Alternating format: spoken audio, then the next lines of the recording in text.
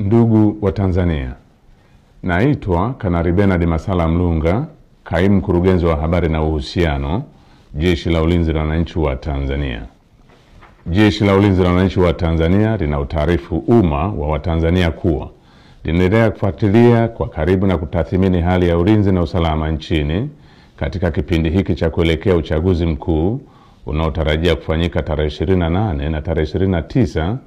mwezi Oktoba mwaka 2025 kama ilivyotangazwa na Tume Huru ya Uchaguzi nchini na Tume ya Uchaguzi Zanzibar. Kwa ujumla, Jeshi la Ulinzi la Wananchi wa Tanzania linaridhishwa na hali ya usalama iliyopo nchini katika kipindi hiki ambacho vyama vya siasa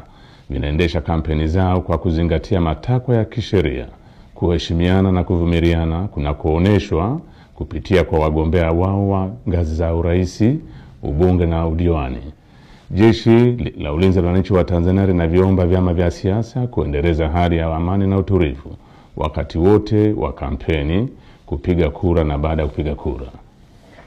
Katika hatua nyingine, Jeshi la Ulinzi la Wananchi wa Tanzania linalipongeza Jeshi la Polisi na vyombo vingine vya usalama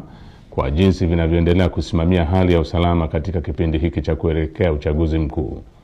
Aidha, jeshi linawapongeza wananchi kwa kuendelea kutumia haki yao ya msingi ya kushiriki kwa amani na utulivu katika kusikiliza sera za vyama mbalimbali kupitia mikutano ya hadhara inayoendelea kufanywa na vyama vinavyoshiriki uchaguzi mkuu kwa ngazi mbalimbali ili kuwachagua viongozi watakaowaletea maendeleo.